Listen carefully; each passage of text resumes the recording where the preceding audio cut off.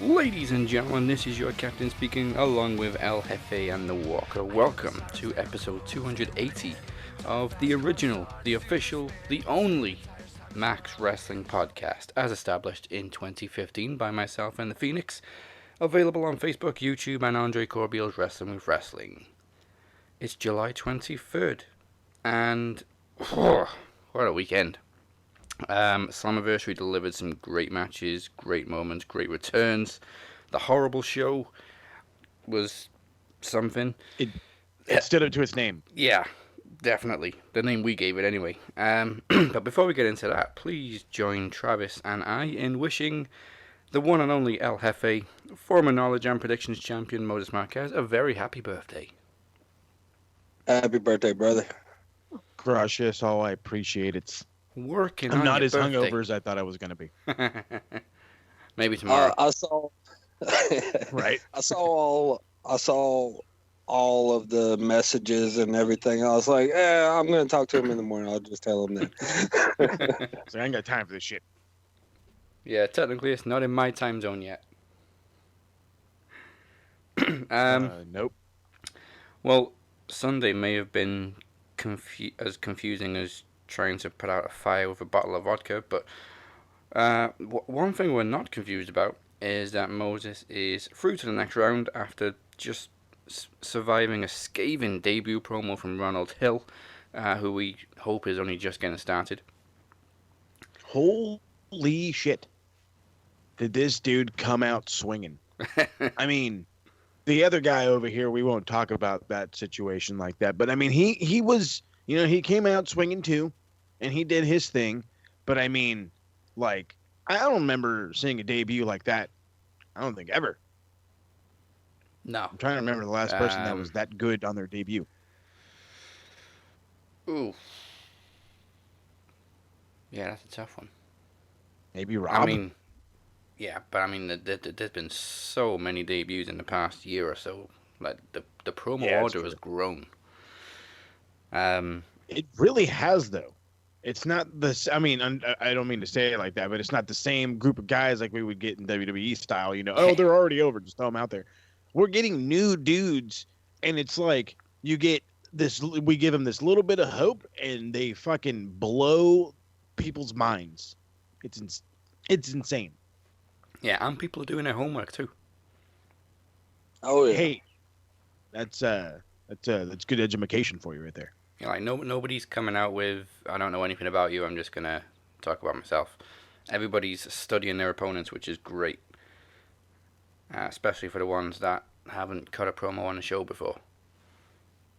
Like, where do you even find your history? Because the archive is locked. Well, we are all over the YouTube and the Facebook. Yeah, I mean, you can find the promos pretty easy on YouTube, but the episodes you got to have a password for. Unless, of course, they're post shift. Ah, that's right. Now, this week may just take you by surprise. Will Crooked Smile shine, or will the Phoenix rise? It's time for King of the Mic.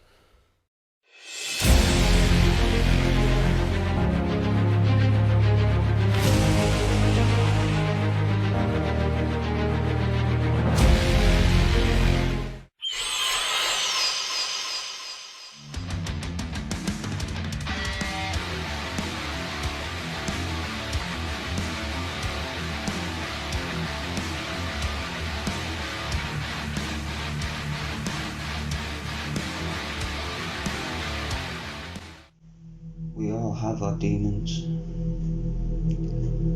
But what do you do when those demons run out?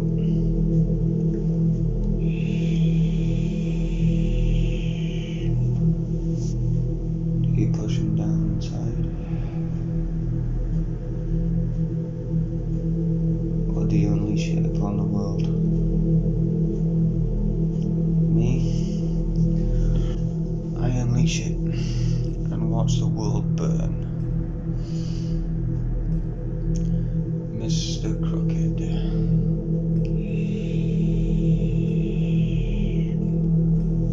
Your arrogance has clouded your judgment. You say that you'll be seeing us soon. Well, my mortal friend, we already see you. And the time for prayer has only just begun. Because I will drag you down from beneath your feet, down to a place where only nightmares become a reality. Only there is no escape, and your soul will be mine. Welcome to my domain.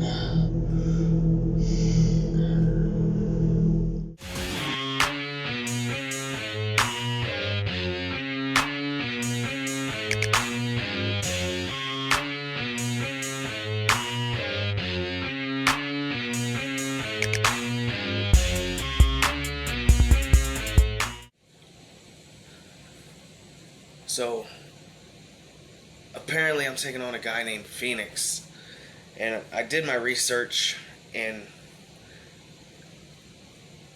why not just give me a free pass in the first round?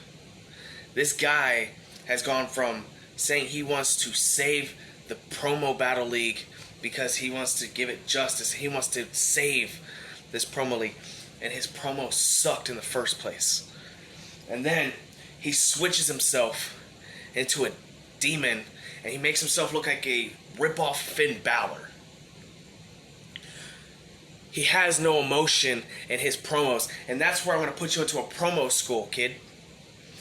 You want to be in a promo league, and you show no passion, you show no empathy, you show no heart. See, and that's where I feel disrespected, because I'm in the business. I am in the wrestling business. And for you to come into a promo battle and think you can just talk like this and do all this and not even show emotion, that pisses me off. See, I've busted my ass for 4 years in this wrestling business. And for somebody like you, someone like you, to just bullshit on promos and think you can get away with it is asinine. See, because my boy Chef took you to school. He whooped your ass behind the woodshed, and he took your life and buried your sick ass under 6 feet. And I hate I have to do it to you. I hate that I have to end you in the first round, Phoenix. Because you have the potential. You don't show it. So maybe, just maybe, me ending you in the first round of this promo battle this time will be a lesson for you to learn to actually cut a promo and put passion in it. Phoenix, you don't belong. So you might as well take your bags and keep on walking, because you took on somebody you have no business being in a promo battle with. And this isn't even me going all in yet. You don't deserve my full promo ability. And with that, I'm just going to leave it at that, because I'm going to continue my way to the top. And I'm going to destroy everybody in this promo battle that doesn't belong. And I'm telling you now, I'm going to win this promo battle. I'm going to win the whole entire promo league. And I'm going to take on the Demoness. And I'm going to end her reign as champion of all promos. Consider yourself finished.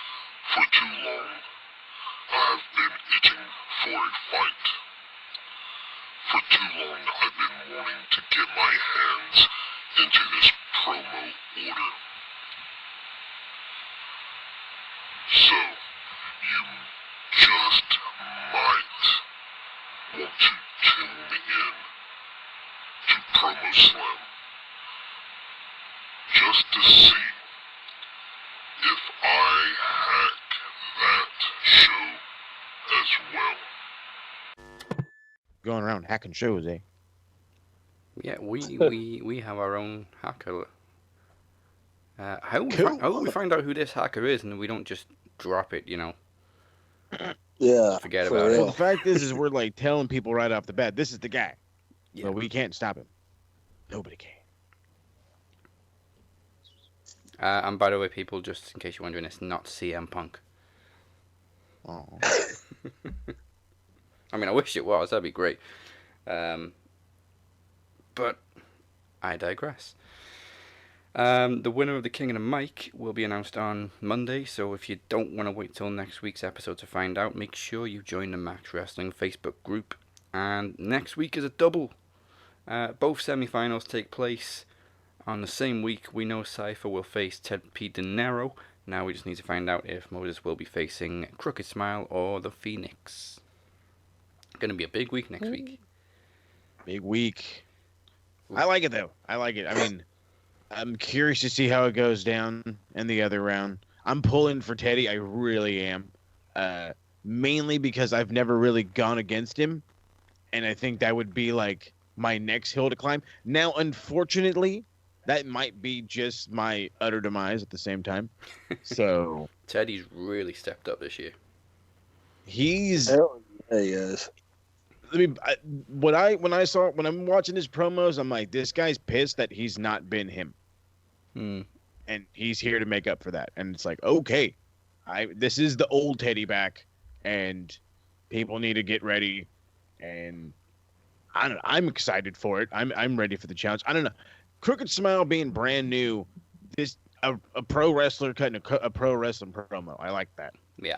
That's I got that. But at the same time, I have some beef with Phoenix. So, he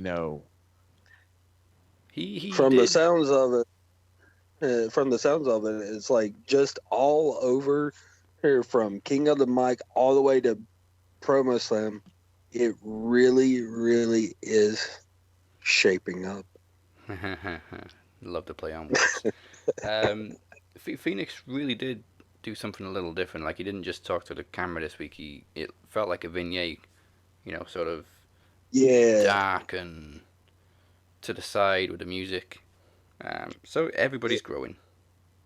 It's definitely one of his best ones yet, I'd say. Yeah.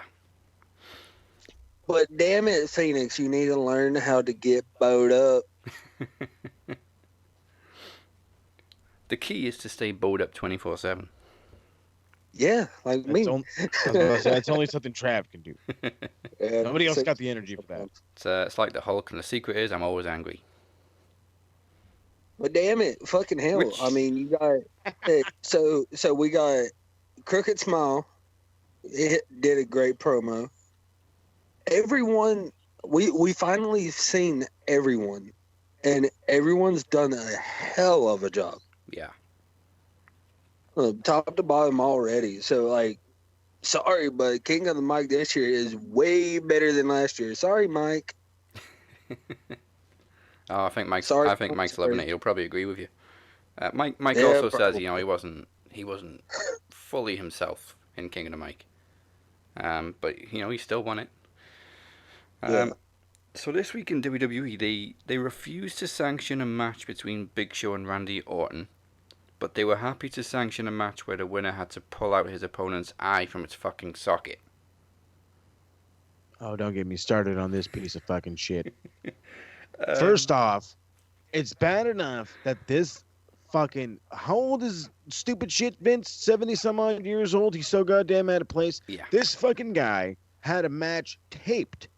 Do you hear me? He had a fucking match tape where it was all fucking gruesome and Homecuz's eye was like dangling. I was immediately telling people, go watch Any Given Sunday. There's like the last football. It's about like semi-pro football or whatever. And in one of the plays in their championship game, one of the offensive linemen gets his eyeball actually pulled out.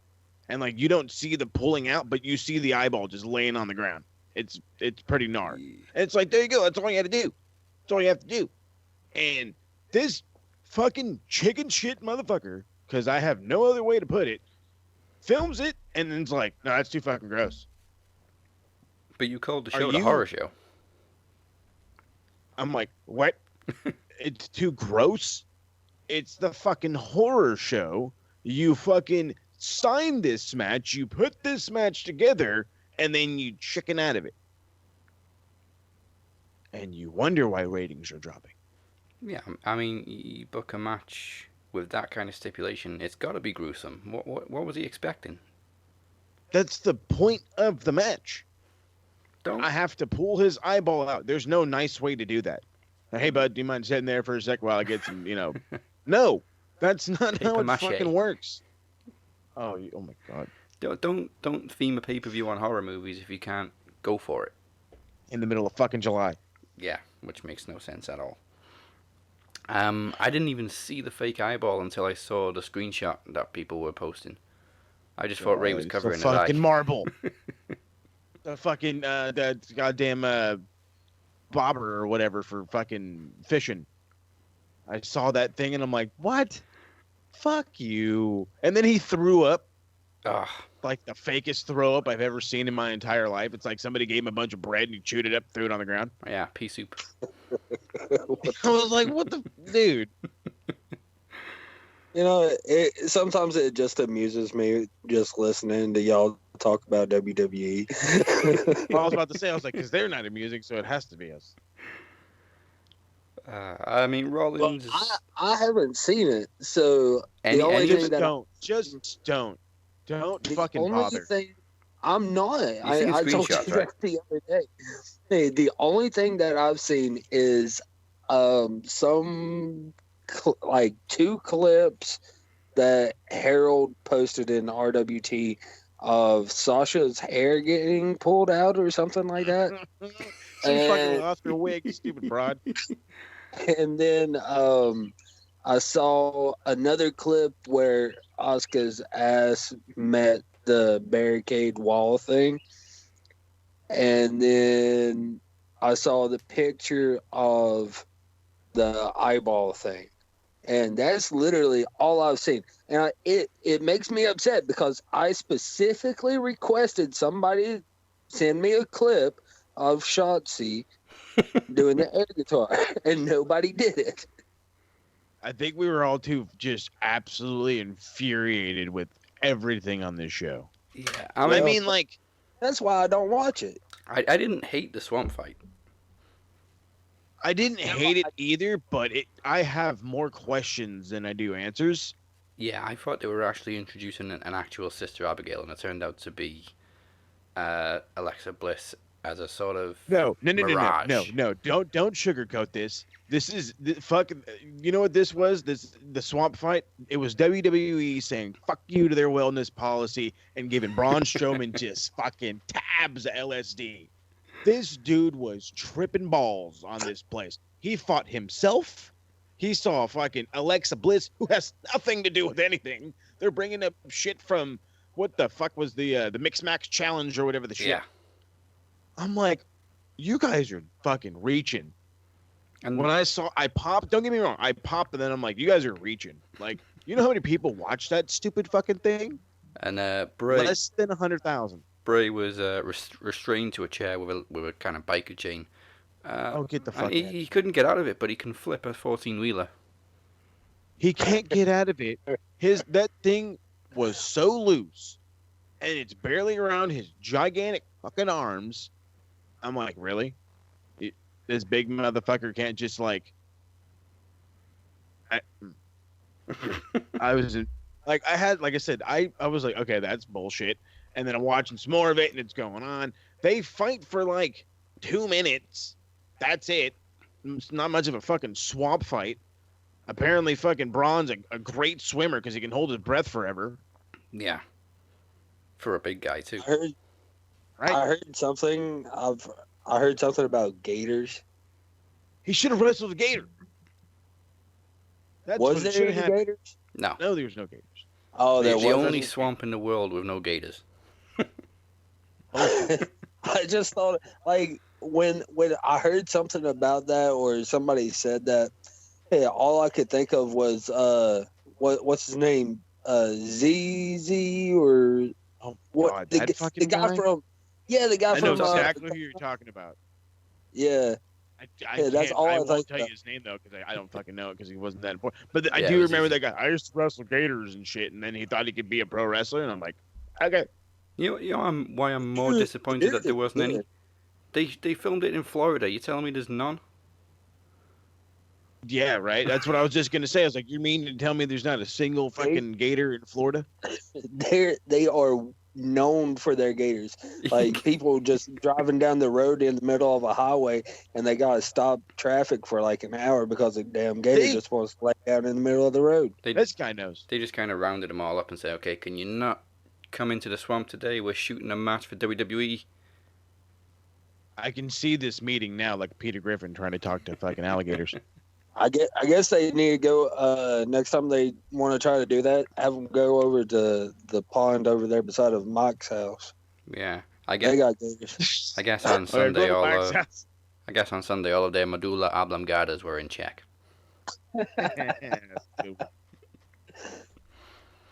Oh my lord! But I mean, we didn't get a finish, but at least the Fiend is coming. So is everything he gets into and touches turn red? Pretty much. Pretty much. That, it's got to be weird. I mean, does that mean his what's red too? I'm just saying. Big red like a dog lipstick. Oh that's great.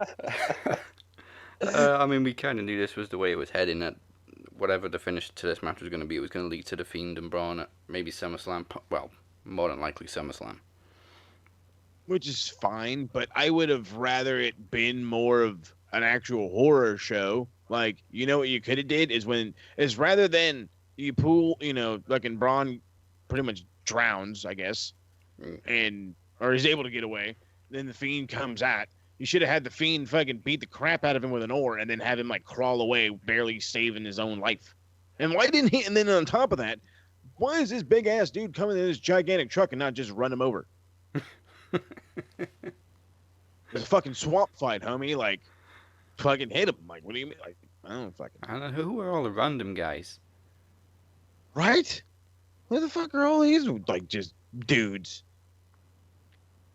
Like, obviously dressed up as Rowan and Harper because they can't have Rowan and Harper. Yeah, all I know is I seen some dudes getting their ass beaten. I'm like, I don't know what the fuck these guys are, but all right. I was like, they're a part of the cult. They drank the Kool-Aid. Oh, wait, that's Dark Order. On the bright side, it gave Bray the chance to deliver another great promo, which we know he can do. I've missed those type of Bray Wyatt promos. I do too. I'm not gonna lie. I miss that Bray. Maybe it's just the entrance music. Yeah, that was a great entrance music. I mean, I like the Fiend remix, but still. Now, on to Raw. Things went a little bit better for Rollins. He seemed a hell of a lot more violent. Basically fucking up Aleister Black's arm. Yeah, Jesus Christ. Fucking talk about trying to take a guy out. Also, great selling from Black. He's always been like a good, I don't know. for a dude who's not like, I don't think he's like, how long was Tommy End really in pro wrestling before he got to WWE? Maybe like 7-8 years, something like that. Yeah. And he's awesome. Like even with the like that, even like how he's even with the facial expression, selling, everything he does is good. Yeah. So where the hell are they going now though? Because Ray's missing an eye.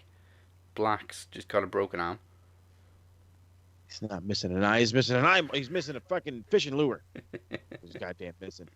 He hasn't signed, and that's what I keep hearing. Until this guy decides he wants to sign a contract, his eye is, okay, but now we won't see him. And I'm surprised they said his eye is okay. Yeah, they pretty much said it's not terrible. It's savable. He may just end up looking like Shawn Michaels. That's terrible. I'm sorry, Sean. We love you to death, bro, but I'm not gonna lie to you. I can't stop looking at your fucking eye. Man, it is nuts. You're the man, though. He looks like a completely different person. He really does, and it's like, oh, poor guy. Oh well, them's are the breaks. Yeah. The only person I can see getting involved would be Kevin Owens, but surely. I was dying for Kevin Owens to come out. I thought that was who's going to come out, not Aleksandr, but... Well, I mean, he beat Murphy on the kickoff show on Sunday, so obviously he's got unfinished business with Rollins and his disciple. He's only got one disciple now. Yeah. Maybe SummerSlam. Yeah. I just thought, WrestleMania, done. Move on. But nope, they're continuing the storyline because they got nothing else for Seth or Kevin Owens to do.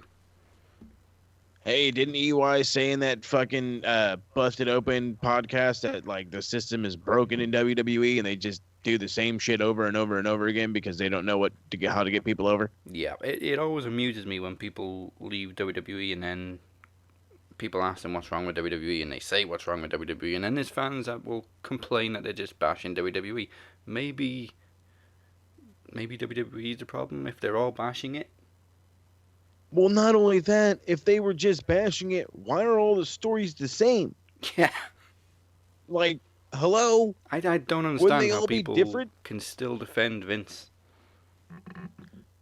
He's Fuck, clearly a dick to work for. He has to be. If he's not willing to like allow you to be creative for your character, the fuck I want to be there for? I mean, if I can't give input, hey, I just worked with this dude on main event anyway. We could bring that up to the main. I think it'd work out great. Whatever. Try to tweak ideas, whatever. He just blows you off, which is like makes you already not want to give a shit, I'm sure. Then the fact that you're traveling your ass off, you're barely home, that probably makes you mad too. Yeah. You're barely being used. You're like, I don't know. I don't think I could put myself in that position, having been like a dude that had been on the independent scene, if you will, worked for other companies for 10, 15 years even, and then go to WWE hoping I'm going to hit the big time, get that big time check, but then I'm just a dude. Like, I would feel pissed off too. Like, dude, I don't give a shit about the money. I came here because I thought I was the man, and you don't give a fuck about me, so I want the fuck out of here. Money's not everything. Yeah, it's just like CM Punk all over again. I mean, he goes on the podcast and says, WWE, don't do this, don't do that. They take this away from you. They don't allow you to do this. Which is the same thing people have been saying for years, but as soon as CM Punk says it, he's a crybaby. Right? He's a crybaby, and it's like, but no. He's saying everything you said at one point.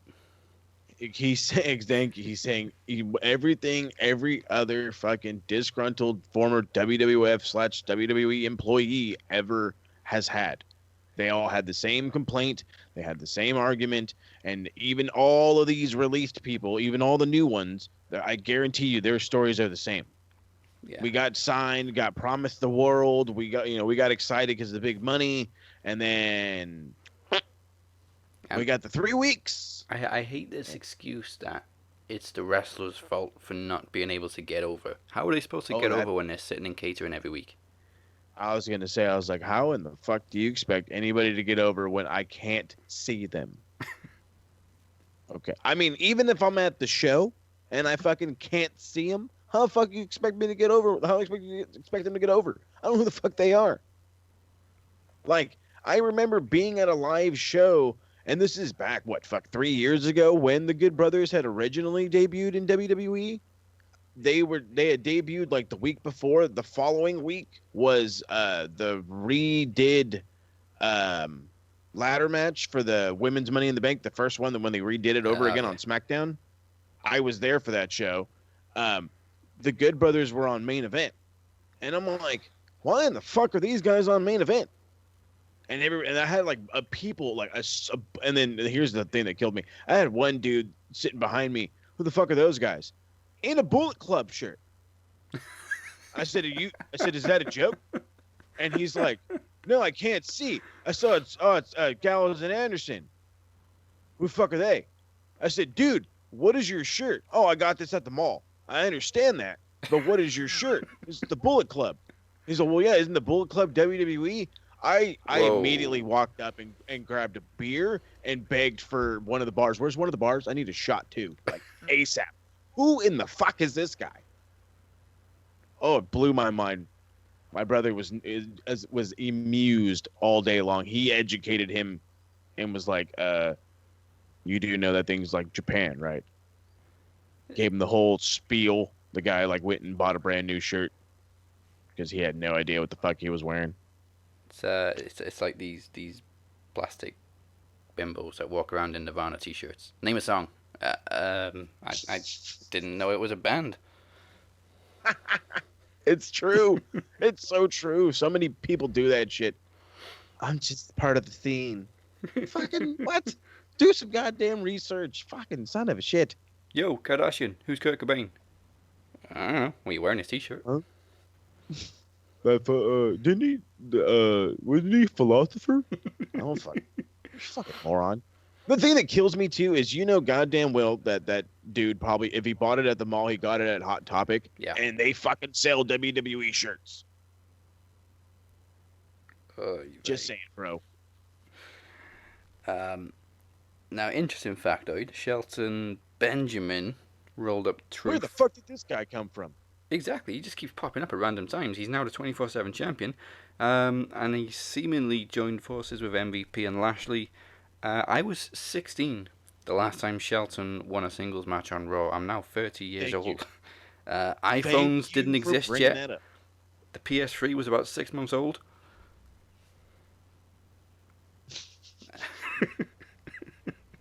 And the list goes on. Of all the titles for him to win, 24/7.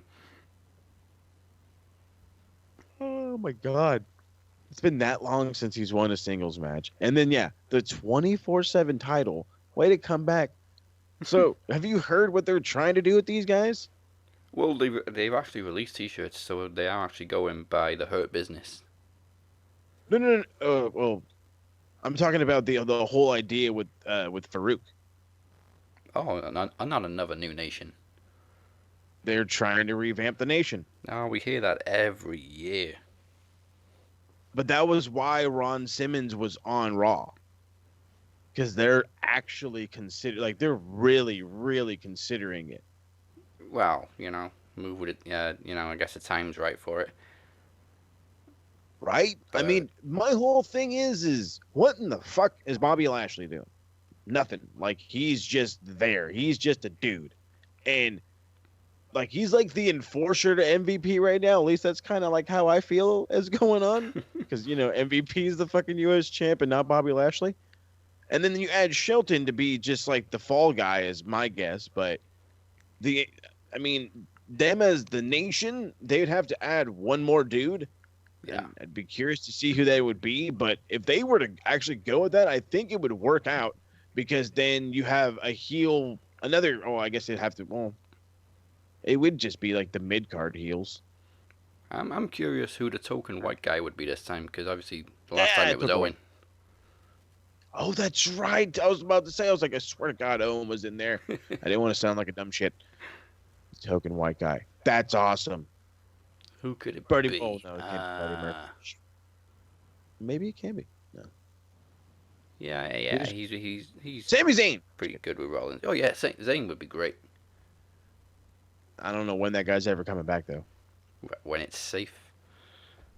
But I'm so... Again, I don't know when that guy's coming back. Yeah, we'll see you next year, Sammy.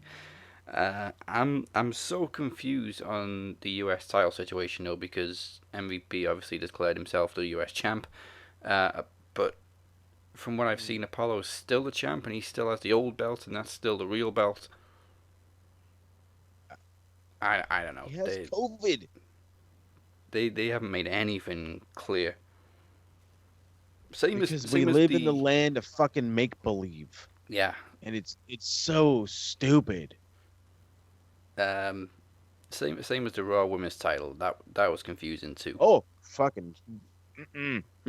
That wasn't confusing. That's bullshit. Is what the fuck that was. If I could just take a ref shirt and count my own pins, what the fuck am I doing with my life? Well, what do we need refs for? Thank you. But the fucking announcers are baffled at the entire thing. I'm furious as all hell. Like, at first, like, Bailey's in and out of the ring. The ref sees her, doesn't see a fucking thing. And I'm like, okay, well, you're an idiot. Then the miss spot happens. And so she just takes the dude's shirt off. Nobody comes out. Nobody says nothing. And the crazy thing is, Vince and Triple H are sitting right behind the curtain. Right fucking there. You could legitimately walk out well before they even fucking walk up the ramp. Bailey and Sasha had to walk past them to get out the building. Yes, thank you. And I mean, I'm not a big fan of these like overbearing fucking heel authority figures, but Jesus Christ, dude, the main roster needs an authority figure to because this is bullshit. And nothing. They walked past Vince and Triple H and Road Dogg or whatever, and it took Stephanie to Skype in the following night on Raw to make a decision. Well, yeah, fucking because Corona. I'm not going there. I'm Stephanie McMahon. I don't fucking know. But it drives me nuts. Oh, we're gonna find out the real world champion. Like, what? You should have said something on Sunday, stupid. But that pisses me off too, because we know who the real champion is. Asuka never lost. You don't lose a title on a no contest. Yeah, thank you. Just because somebody else has the belt doesn't. That used to be a thing in the 90s. People would steal their title, proclaim themselves the champion, but the real champion would walk around without a title for like a few weeks, and then they'd have a match. Yeah. Got the title back. Like, build the shit. Asuka's still... WCW sank, but there is some stuff you can learn from it. Asuka is still listed as the women's champion, but even on the match graphics, she's not holding the belt. It looks like it's vacant. Stop confusing us. Yeah, stop. It's fucking Jesus Christ. I mean, if we can't deal with it, how the hell do you expect 10-year-olds to deal with it? They don't know what fucking day it is. No.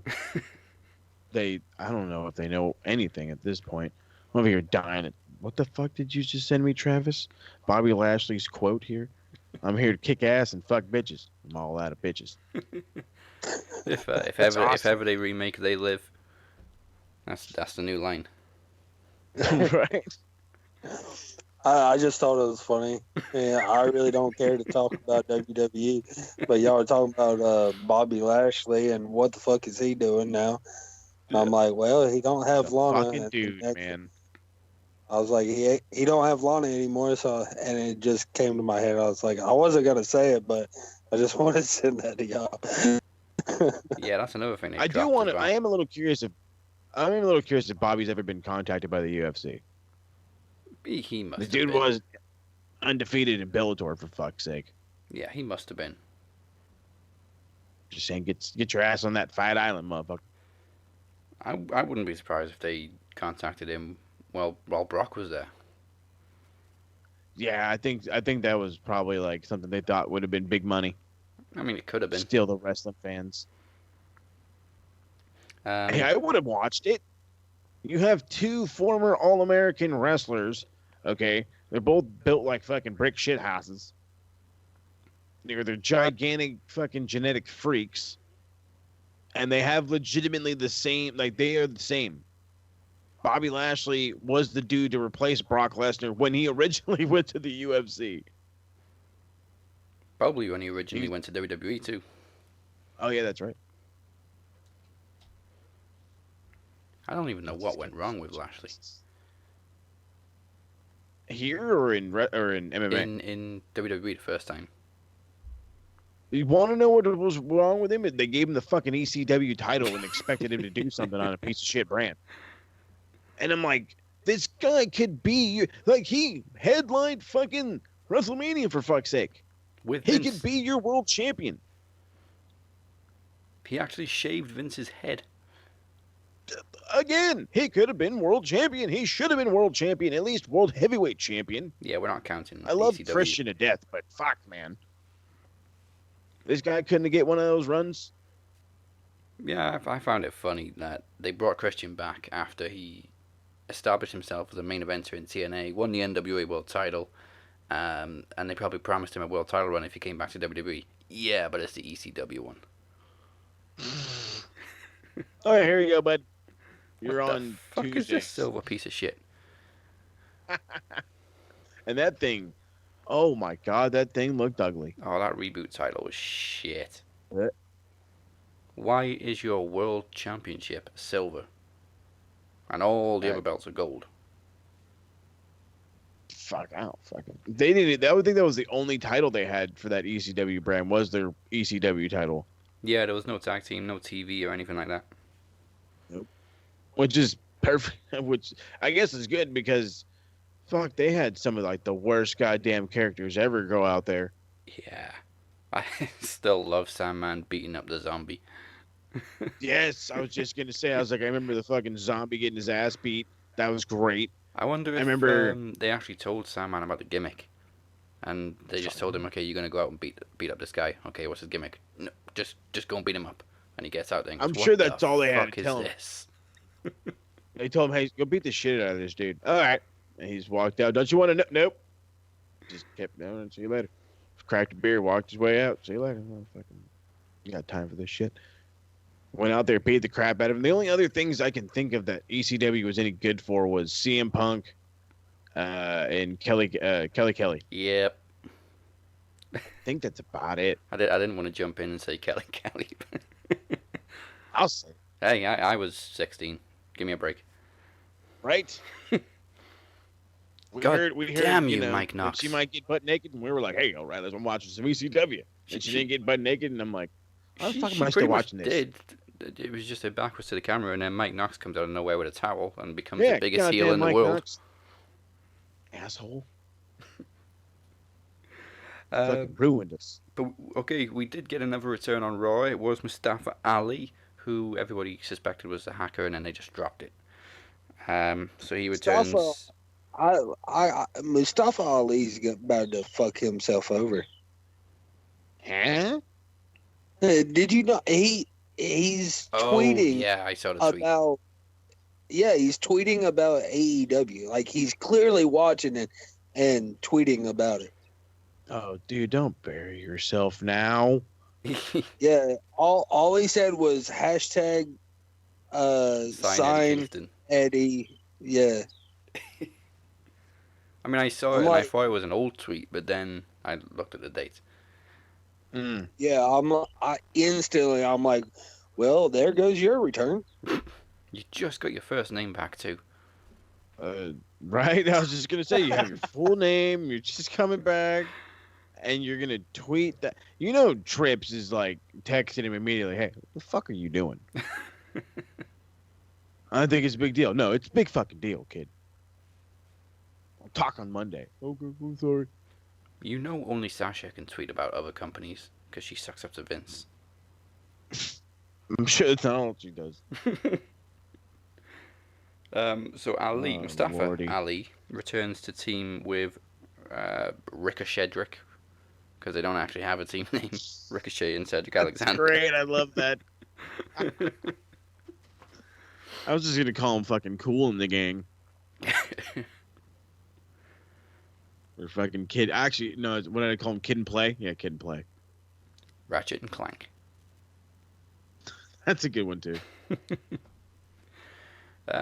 it looks like we got a 6-man team. Well, a trio.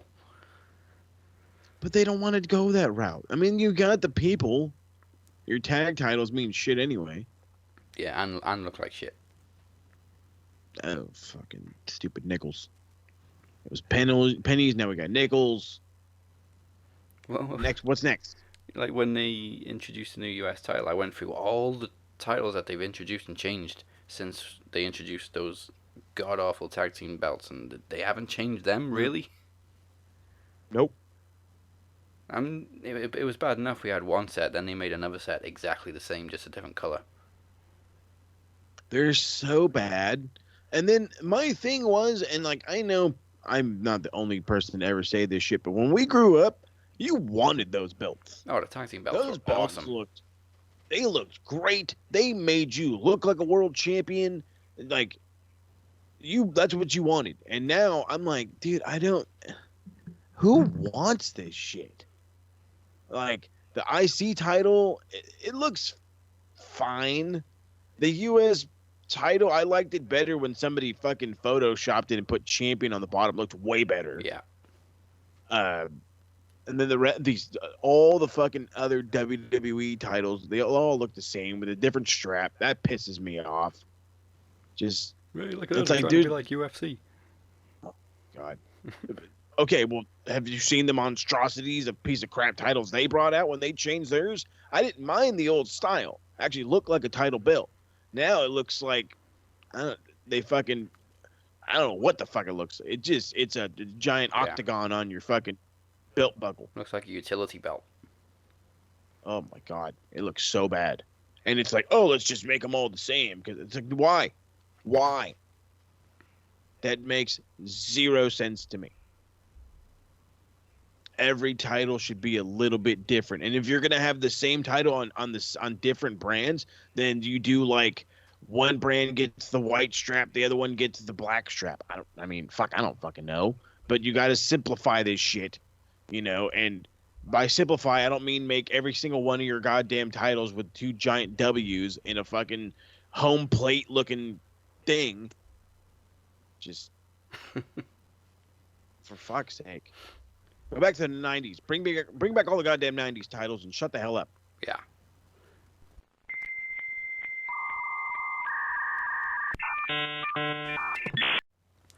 In other news, Ruby Riott finally gets a win over Peyton Royce. It was her first victory since February last year.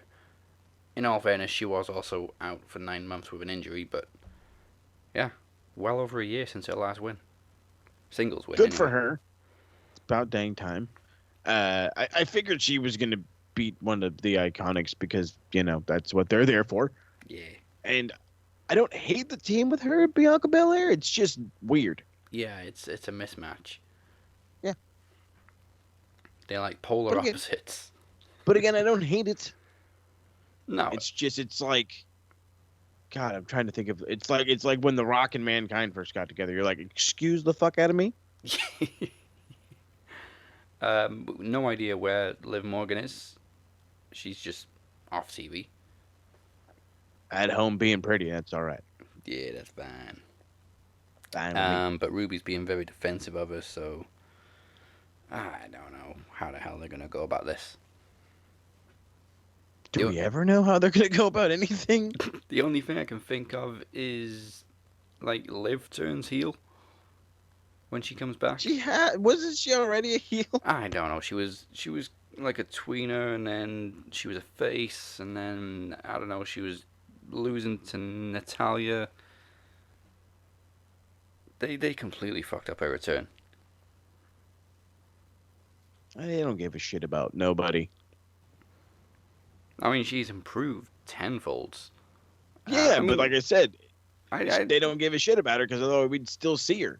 I didn't really think she was bad in the Riot Squad, but she's definitely much better now. It's just no push. No fucking push. If I can't see you, I don't know how good you are. And the fact is, most of these fucking people wouldn't be up there if they were no good. They're not all an Eva Marie. And the funny thing is, you can't even blame the wrestlers for, quote, not being able to get themselves over anymore because there's no fucking crowd. Yeah, that makes it even 100 times harder. You're gonna pop the fan. You're gonna pop the boys. These dudes are fucking well. They're all programmed. Yeah. Like all these dudes, they're cheering for the dumb shit. They're cheering. They don't just. They're just there to cheer. Except And I'm like, except for the one guy who kept shouting out that every match he wanted to see was eye for an eye. yes, that guy's awesome. I hope it was the Boog. I think it was the Boog. I don't know. I want to know who it was because he was so funny. That was. So you named the match eye for an eye.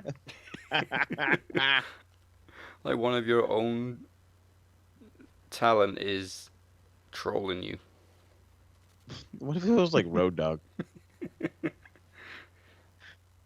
Probably Shane. That'd be great. Shane sat in the corner somewhere. Oh, yeah, he's all sitting on the balcony, like sitting up on top of the fucking PC. Eye for an eye. God damn it, Shane, get down. Okay. Look at me, Dad. I can see. I can see the whole PC. Yeah, not that there's much to see, but Oh yeah, I can see the other 4 rings. we heard this was probably Kairi Sane's last week. She was taping this week and next week on Monday. But also, it's come out that apparently they're trying to come up with ways to keep her around. Just let her go. She wants stop to go trying, back to bro. Japan to be with her husband. Leave her alone. Yeah. Give her what she asked for. Give her one good match with Asuka, and let her go home. That's it. I mean, like, I know that she did the. Well, no. Well, I mean, I'm sure they can always tape their SummerSlam match. No big fucking deal. Yeah.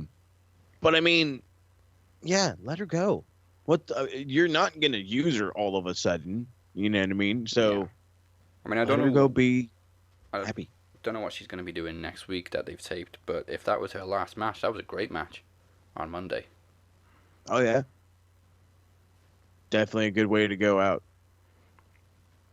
Oh, I also forgot as well, you could clearly see, because of the camera angle, Kyrie slipping the mist capsule to Asuka on Sunday. Oh yeah, because that wasn't dainty at all. It was like right in front of the camera. There was no She's reason like, for oh Kyrie here, to go you over. want to do this fucking thing?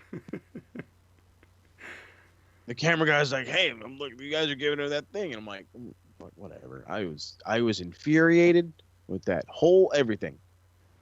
I heard that Kevin Dunn was furious with the cameramen for that match as well because they were in the wrong place a lot of times. That was definitely one of them. Well, plays all the time.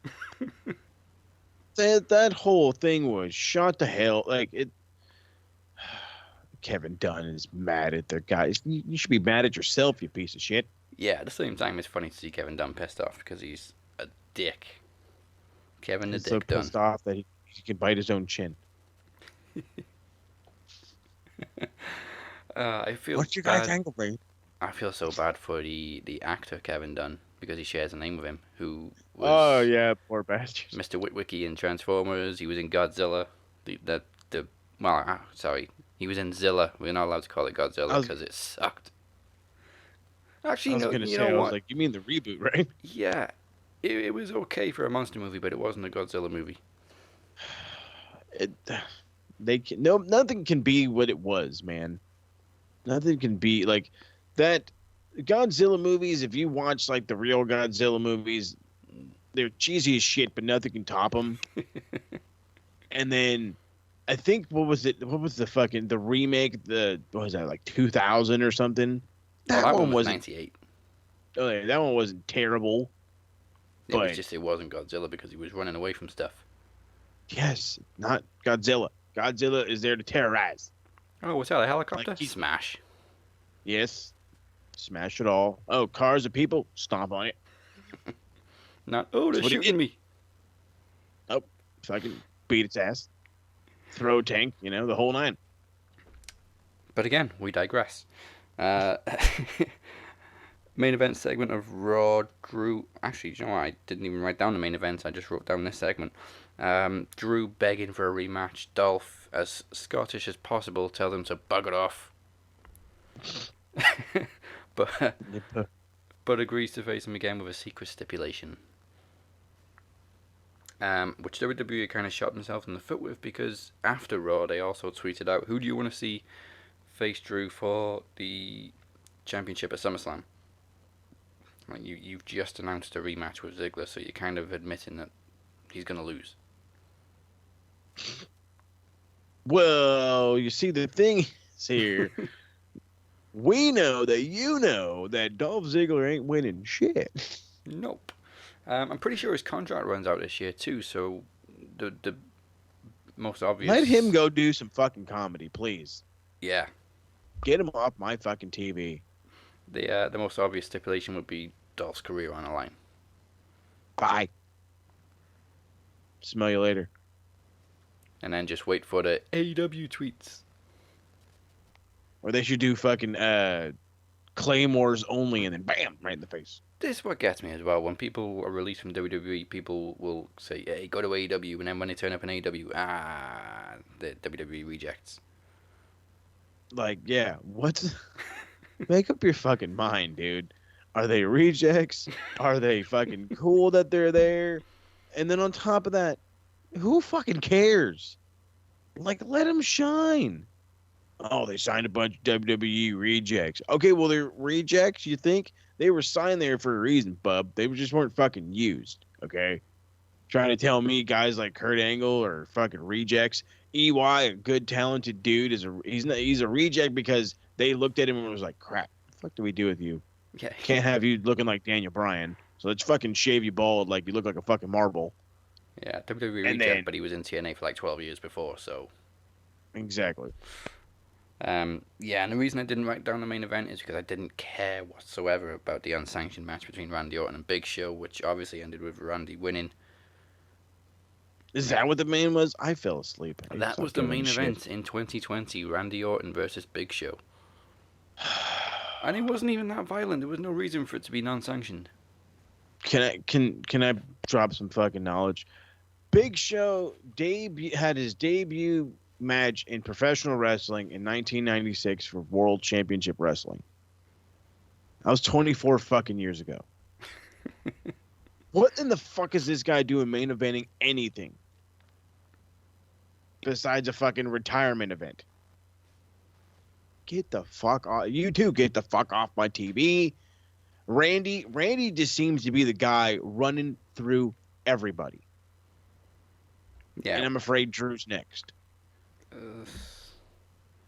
I have that very, very bad feeling they're willing to crown Randy for the time being to maybe build some heat. Because you know Vince loves that fucking heat. Yeah. But maybe they should have done this a few years ago when Randy actually could have tied with Ric Flair instead of Cena. I was about to say it was more... Well, I'm not going to say it's less relevant. He's that guy. You know what? I will say one positive thing about Randy. He and I'm gonna. This is maybe a little much. He reminds me of like Ric Flair when he went to WWF after WCW crumbled. For this guy that's been doing it forever, he can still put on good matches with just about anybody. Yeah. Well, when he's a heel, anyway. Yes, there you go. When he's a heel, when he's a face and doing like fucking jumping splits after knocking out Mark Henry. But I don't know.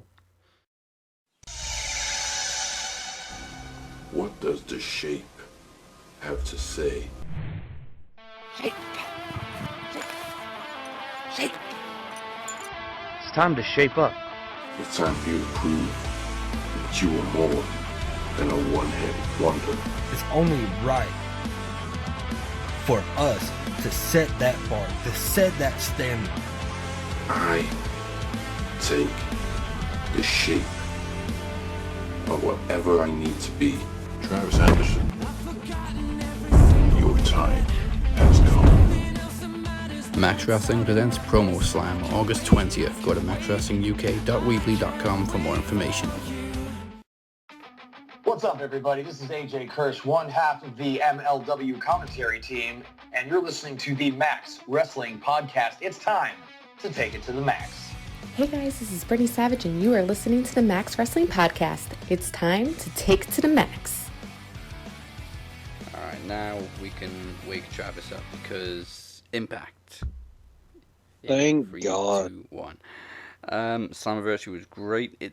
It's bizarre, really, that all week the most of topics I've seen is about Slammiversary and nothing to do with WWE or anything else. Slammiversary's been the main topic all week. EC3 opens this week's Impact with a great promo, which was better than his entire WWE run. I think he was signed just out of spite. Yeah, like, okay, you're gonna do nothing with him. We're bringing him home to show you how he really works. But this is a different EC3 than we've seen in Impact before. He's got a whole new gimmick. He's darker. He's mysterious. He's apparently using a reverse DDT as a finisher now. But yeah, we'll get into that. Impact also opened up with a kind of a revamp with new intro and new graphics. I love a good revamp, as you know, on this show. We've had about 20. But opening match was a rematch between Chris Bay and Willie Mack. I think we knew Bay wasn't going to drop the title straight away. But yeah, so much personality. The guy just bust out a rap before hitting the standing moonsault. Well, nearly hitting the standing moonsault. And then, of course, retains with the springboard cutter. Bay's on a roll. Oh, absolutely. He's doing really freaking great.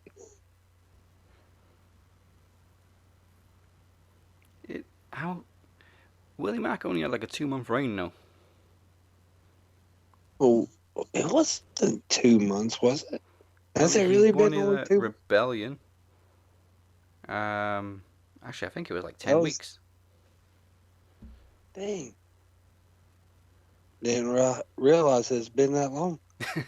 All the weeks blend into one. Yeah, I could have sworn it was a lot longer than that. Poor guy. Willie Mack's awesome. But Chris Bay is also awesome, and he's been getting more attention lately. That's true. I did enjoy their match at Slammiversary. Yeah. The whole springboard wrap around the back crucifix roll up thing looked better in training, I gotta say. Maybe it needs a little bit more work. It's one of those things that, like, it's not as smooth as you want it to be. Like, it's gonna be smooth on a crash mat. Oh, yeah. But give it time. People don't fall that easily. Yeah. You'll figure out everybody's way sooner or later. So Moses has finally watched some Impact. What do you think? Holy crap. Okay, so the last time I watched like Impact, the Monday night show or the Tuesday night show, whatever the fuck, their weekly show, I should say. Yeah. How many years ago was it? I was not living in San Diego at the time. I was living in Riverside. I was working for a completely different company. How long? It had to be at least 7-8 years ago. I want to say the whole EY thing was EY was way relevant. This was like after his world title run or whatever. But watching Impact now,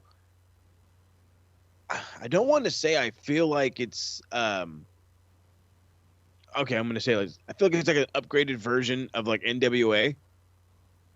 It has like a lot of great action. There's some really good promos, and by upgraded version, I know more of the dudes. You know what I mean? And I care a little bit more about them. Like the Motor City Machine Guns, I love those dudes. I loved them in Japan. They're going to be great here. I think it's like 10 years since they had won the Impact tag titles or something like that. So that's cool. Like I said, I'm a big Willie Mack fan, so I'm happy to see him in there doing his thing. EC3, I kept saying he was born to be MJF's partner, but you know what? In due time, good things come to those who wait, I'm sure. And for now, he's going to get a mean streak on him because Impact, knows how to book him. Yeah, he's got a chip on his shoulder after the travesty of WWE. And then to finish all this whole thing, I'm really, really interested in in him and Moose. Like, really interested. So, is it safe to say that Moses Marquez is finally on the Impact bandwagon? I don't have access to access, but neither do I. But you know, if I could find a way to watch it, I'm up for watching it. Yes, I don't know if I'm Impact or whatever the fuck you said, but I don't want to take credit for it because I don't know if it's true, but I find it great that I finally got back into Impact, start talking about it on this show every week, and I kind of push people to give Impact another chance. And now every week in RWT we got Messina, we got Harold, we got Robert all posting about Impact. I'm like, what the fuck is going on? Crazy times. Impact is on the rise.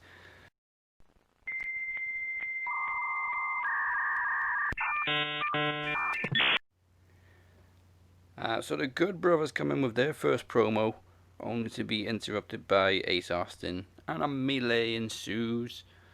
What do you think of Good Brothers' first promo? I liked it. It kind of felt like they were making it up as they went along. Yeah, it definitely felt like they were on the fly, just for winging sure. it. Yeah, absolutely. But at the same time, they kind of made it work. But at the same time, they didn't. I kind of got mixed feelings about it, to be honest. Yeah, and the whole debut, like, they announced, which pissed me off, in advance that they were going to be at Slammiversary. Keep me surprised, damn it. And then it got to the main event, and they hadn't turned up yet, so obviously they were going to show up at the end of the main event. I thought they were going to be the secret team, but nope.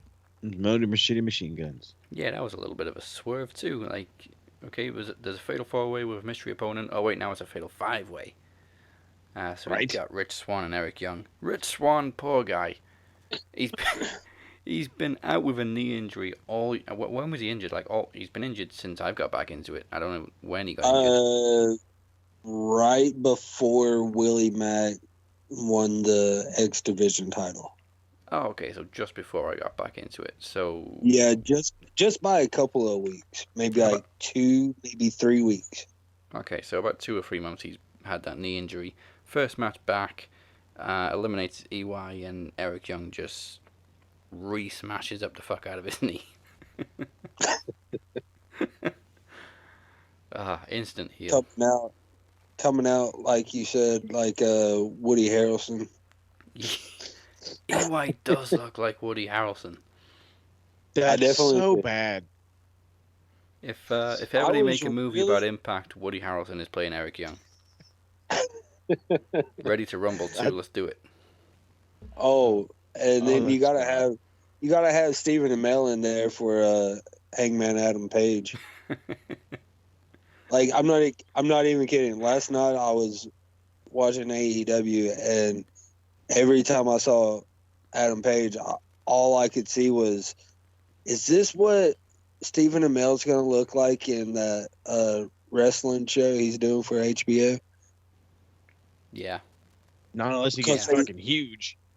They really, like, I've never noticed it, but last night I did. They really do look a lot alike. Oh, yeah, for sure. Slap a blonde wig on the guy. Yeah. And like I said, like, build him up. I mean, make a big... What do you mean? What wrestling show on HBO? He left Arrow. They canceled Arrow because he's going on to HBO to do like a wrestling show called Heels. Mm-hmm. I think. That's about the extent of my knowledge. I'm looking this shit up right now. Because this sounds cool. And in the meantime, as the Good Brothers were leaving the arena, we get a little drive-by from Austin and Fulton again. So obviously we're getting a tag team feud between those two in the future. Which... Well, in a way, I kind of predicted them working together, just not in this way. Well, I can't say anything. Fulton was my pick for the world title. Oh, well, yeah. I mean, not through choice, just the one I suspected. Yeah. Heath Slater cracked me up trying to get into the building. My name should be on there. It's Heath. Well, do you have a last name? I did have a last name, but I can't use it anymore. I fucking died when you said that. I hope he doesn't just go by Heath, though. Like, you just use your real last name, Heath Miller. Like, it doesn't sound as cool as Slater, but... Yeah. I actually like it better than Slater, honestly. Meanwhile, Rhino's still fighting over money. He didn't care about his best friend not being able to get into the building, even though he's the one that said he'd fix it. Now, what was up with that damn squash with Rhino? Yeah, the match was like 3 seconds long. Hernandez spins around, gore, pin. I didn't even see the damn gore. I just heard a bell, then a roll up. I was like, good God. Poor Hernandez. Yeah, that wasn't Hernandez. Yeah, it's Rhino and Hernandez. They were fighting over the money. No. Was it? Yeah. I thought it was somebody else. No, Supermax. Oh. Supermax? Maybe he's leaving for AEW as well, since they're rebuilding fucking LAX over there. I was watching it with Andre Corbiel on his YouTube, and there was a bad glare. Facts. I was there too. Well, hopefully there wasn't a glare on the next match, because that means you would have missed Kiera Hogan. Oh, you know I didn't miss that. Still feuding with Havoc and Nevaeh, but the match ends in a DQ as Tasha hits, I gotta say, a very weak chair shot on Havoc. Like, she barely tapped her. Happy. But that's enough for a DQ. Right. So, I have no idea where they're going with this. Probably another rematch and maybe no DQ. There's no telling. I get the feeling like they're going to end up bringing back the knockout women's titles. Yeah. Or tag teams titles. Yeah, especially now Eric Young's back. This week's flashback was obviously a nod to Eddie Edwards winning the world title. It was him beating Lashley for the world title back in when was it? No idea. 2018 or something? I don't fucking know.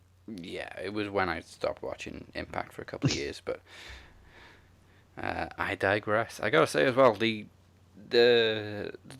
replica world title that they've kind of created because Tessa wanted 150 grand to return the real world title looks better than the real world title. Yeah. And then the Moose is a fake contraband from Pakistan. Yeah. Oh wow. Fake. Yeah, that's what they said. Yeah. Somebody said that. I can't remember who, but it was like it's it was a belt contraband maker from Pakistan. Yeah. I don't get it. All they had to do was literally take the plates off of the belt and put a new strap on it. Yep. But all hey, you need is a screwdriver. like I just told you, I told you this, Daz, the other day. I was like, AEW has no excuse. No. About that TNT title anymore. They have no excuse. WWE's revamping title belts. Impact just revamped like all their title belts. Yeah, sorry, Cody. Can damn do something. Yeah, there's no longer an excuse. So is the new one red? Well, I think I heard the new one is silver painted gold, which is probably why it's a bit shinier than the actual belt. Okay, so it's not. I haven't seen it. I guess I missed it then or something because I'm trying to look for it online right now, and all I see is like what looks to be the regular one, but this one's all like beaten up. I kind of like that. Yeah, it's the same design. It's just the the one Tessa had isn't as shiny. I see. But you know, Moose's counterfeit, contraband TNA title doesn't even look that bad. I like that belt. I like the white strap. I think it goes great with it. Yeah, it looks fine. I don't like the white strap though. Oh God, of course you don't. No. Why don't you like the white strap? I don't know. I see white strap. I think women's title. Or I see. Yeah. I mean, gotta remember, like the 80s, we had yellow straps, purple straps. The Intercontinental Championship was basically a karate belt. Well, yeah. I don't know. Maybe EC3's gonna beat Moose, and they'll like officially like commission the TNA title again with a completely new design. Maybe that's why they went for a contraband. There's only one R in contraband. Okay. Yeah. That's my prediction. Cool. I'd be alright with that. I mean, like, you know, I'm still okay with, you know, unifying the titles in some way. Yeah, well, I mean, originally I think this whole thing was just to have a world title on TV because they couldn't get Tessa back in time. Yeah. But now Eddie Edwards is world champ. They don't really need two world champions, but at the same time, I like the idea of having one world title just for old TNA guys. Yeah, that'd be cool. I actually like that idea. And Trav, real quick, I want to correct you. So this show you're talking about is actually on Stars, not on HBO. Oh, yeah. But what is going to be on HBO, hopefully eventually, is Dwayne "The Rock" Johnson making another show called Young Rock. And I'm like, no. I liked Heels. That sounds cool. I was kind of hoping it was by HBO because I'm like, if that's really by HBO, then that sounds just like Ballers, but wrestling, and I'm all about it. But it's not, and I'm sad. But it does star Stephen Amell, right? Yes, sir. Just like the new Hulk Hogan movie, whenever it comes out, will star Thor. What's the guy's name? Chris Hemsworth. He's getting huge. I still can't picture him as Hulk Hogan. Wait till you see how big this dude's getting. I seen a picture scrolling through the other day. They said that like he's been training for this, and he's already getting huge. He's trying to get to 300 is his goal. He wants to get to 300 pounds. Well, he got to 400 in fucking Endgame. Hey, right? Jesus Christ, he was a slob, that poor fucker. Anyway. But no, I mean, he can, if he wants to, I'm sure he can get that big. But it's going to take a long time. Well, yeah, I mean, I can see it size-wise. It's just like I look at Chris Hemsworth and I don't see Hulk Hogan. Right. That's kind of what I've been thinking too. But hey, we'll see how it goes. Yeah. So Eddie Edwards has vowed to defend the Impact World title every week. Beginning, what the fuck? Beginning next week with, wait for it, Trey. Hey, Trey Miguel. Because all you gotta do is walk up to a champion and ask for a match these days. I mean, Bullshit. WWE did it. That's walk up to the definitely team and ask tomorrow. easy.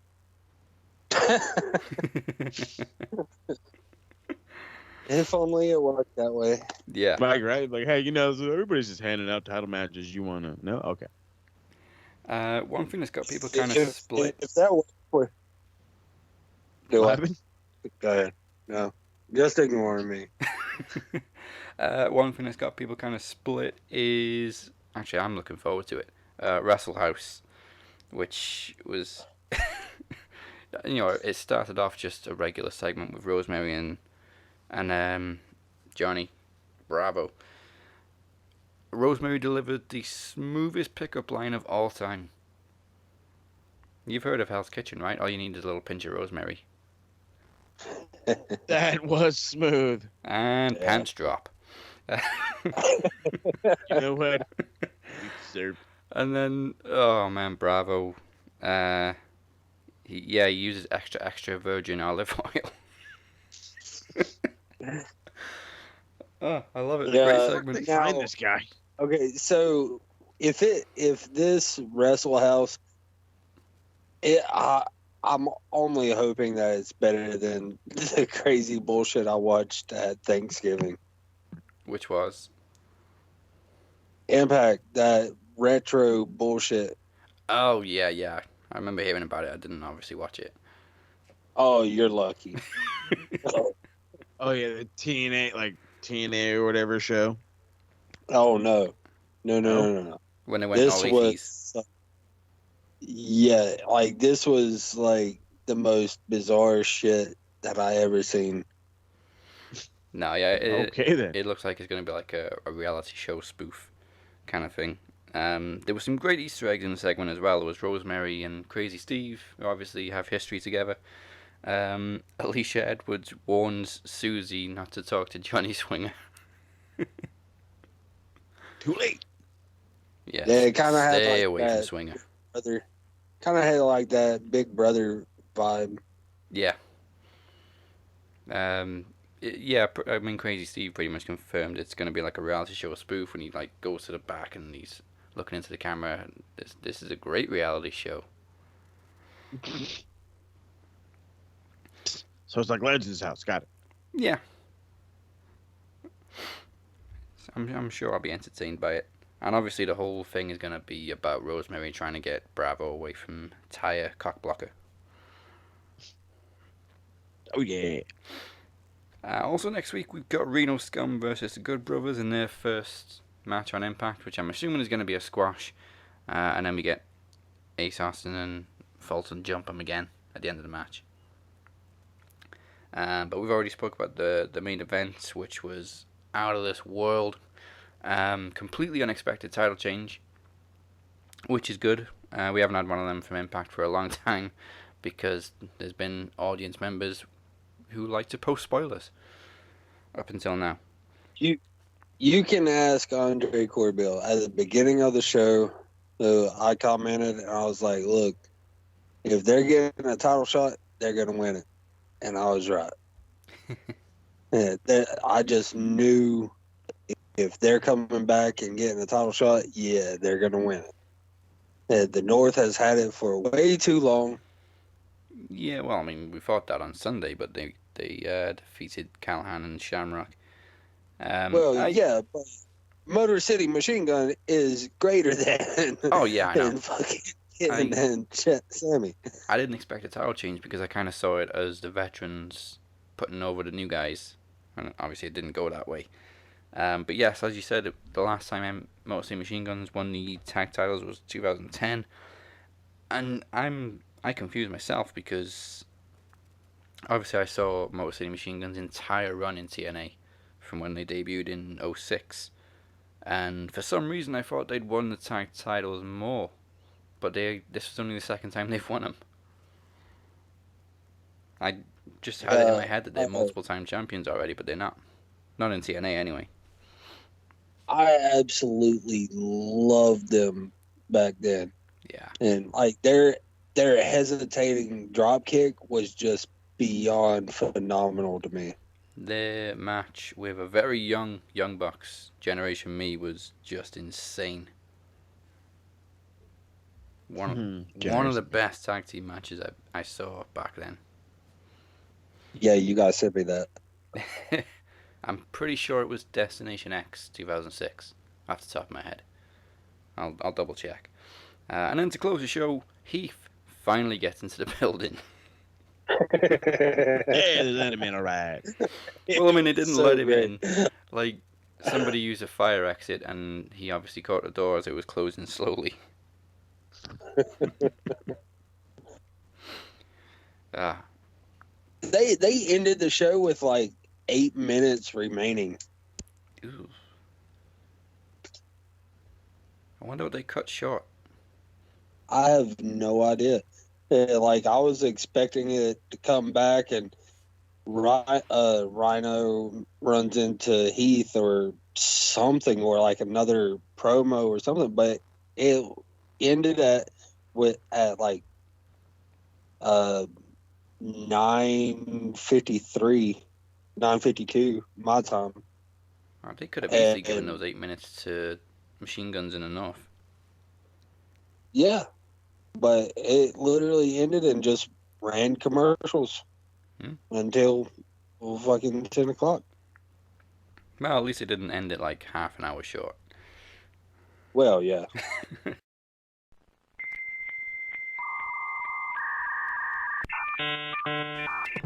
We've already kind of touched on AEW a little bit. Cody kicking off the show with his open challenge, which was answered by Eddie Kingston, who definitely has a machine gun mouth. I feel Man, like that guy can talk. Cuts like similar promos everywhere he goes. Yeah. I don't know what it is. I just couldn't handle it. Like, it looked like he had eyeliner and some mascara. It looked like his eyebrows were drawn on. I just couldn't take the guy seriously. Over here telling Arn, shut your mouth or I'll slap the teeth down your throat. And I'm like, yep, you're from New York. He's one hell of a talker. I remember this, like, because he cut us a very similar promo when he showed up in NWA. Yeah. Yeah. Man, that was heated. It really was. Got searched. And then he coats Cody into a no DQ match, and I'm like, you dumb fucker. Oh, the thumbtacks. It's not a fucking Cody match without blood. Nope. And I cringed at that goddamn spot. No matter how many times we see him, right? The thumbtacks are just. It's you see the girls. Well, the girls in the audience. They were like legit crying over it. They fucking sold it more than Cody did. Yeah. And then I think Eddie Kingston buckled his knee or something on the cement drop. Because after that, his knee was fucked. Yeah, that was a real bad landing. Oh, I felt bad for him. I'm like, oh nope, because he landed like with his knees tucked, but it looked like maybe his knee kind of buckled because he hit leg first, and then hit the cement, and then I'm like, okay, and then he's trying to hobble, and I'm like, then he ran the ropes, fucking fell down. And I'm like, God, I really hope he's just selling his ass off and he's not just hurt. Yeah. Well, I mean, he may be a little rusty, I guess. Yeah, you could say that. But you know you're a fat guy wrestler when you wear pants over your singlet. Now, I don't mean to, jump all the way to the ending, but I need to talk about it. Luchasaurus. Any sorts of, like, is he injured? Is he next week? Or has anybody seen any? Jesus, he's a robot. All right, Alexander, stop hacking us now. I know, right? Come on, bro. Fucking A, Jesus. Luchasaurus has recently been injured. Yeah, he had a bad knee injury. Or no, it was a hamstring? It was his leg. Like, there you go. Like, yeah. Well, my reasoning is, okay, so a few years back, he was a contestant on Big Brother. Yeah. And back when he was in Lucha Underground, I think. Well, the way cooler mask. Something.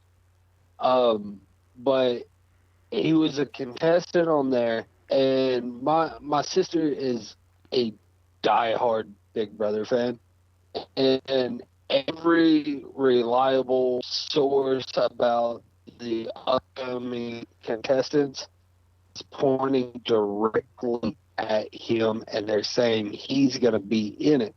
So I talked to you about this a couple of weeks ago. Seeing him to get injured, like storyline wise or something where he's going to be off TV for a while. But, and then like, so last night, he hit the back of the head by the baseball bat. They his knee real bad. His ear got busted open. So I was okay. So he's going back to Big Brother and going to be off TV for a while. But immediately after, they advertised him for next week. So I'm like, what's happening? I didn't know if anybody's like heard if he actually going to be able to compete or not. Well, are they even going to be doing Big Brother with COVID? Yes. Oh, yeah.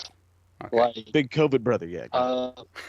They're doing a way they're doing it is they're doing a superstar season. Like they're bringing back previous contestants. That way they don't have, because like if it was just a normal season, it would be like, let's say me, I would have to apply, then I would have to fly to California for an audition, then fly back home, then fly back for the callback, then fly back home, and it's just multiple back and forth flights and a lot of traveling. So they're doing the superstar, that way they can just be like, hey, do you want to come? And they sign it, and then you just go and do it. And because they've already done the interview and the auditions before, so they already know. And so, but yeah. Well, Googling... every possible... What's that? Googling Luchasaurus Big Brother, I've now seen his face, and he looks nothing like what I expected. He's like Seth Rollins and Jason Momoa's love child. Yes. With a master's degree. Well, see, the funny thing is like, if you were to actually watch this season,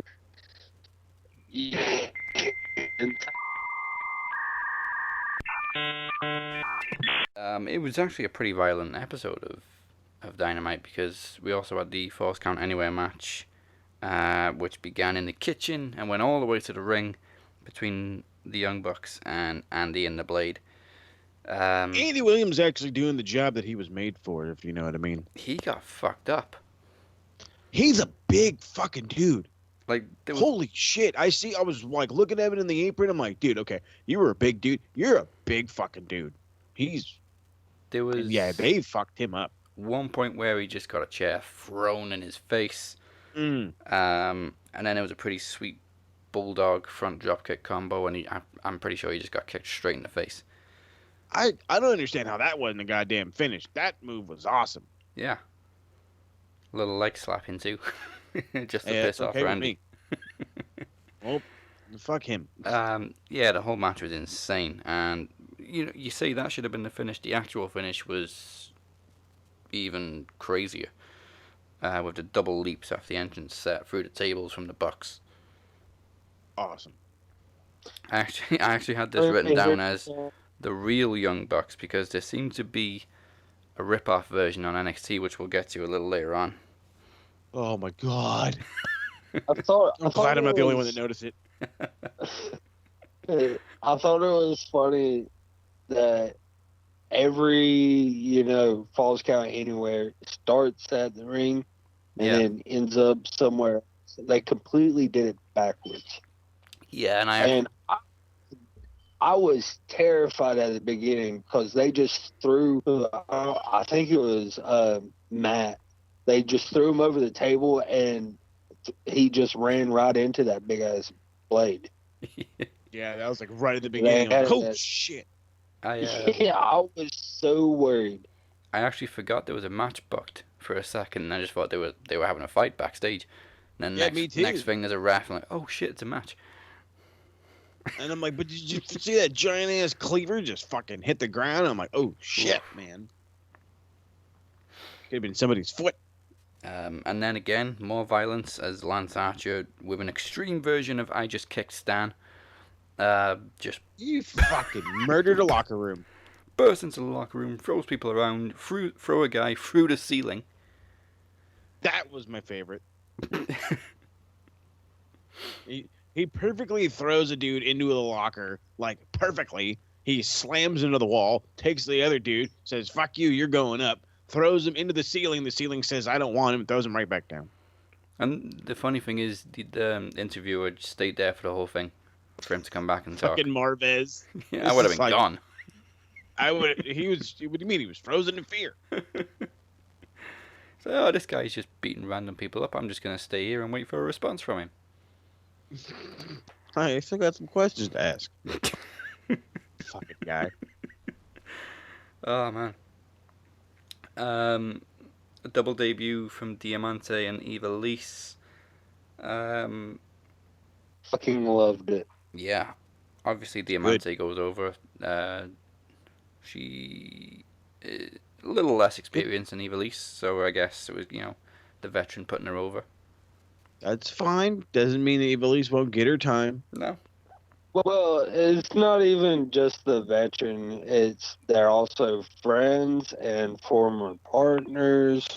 So she definitely wouldn't have a problem of putting Diamante over. Now, I have gotten no confirmation on Ivelisse actually signing. Just letting you guys know. I've yet to get confirmation on that. I'm sure they announced that, Ivelisse is all elite. Oh, yeah, I'm sure that she's been...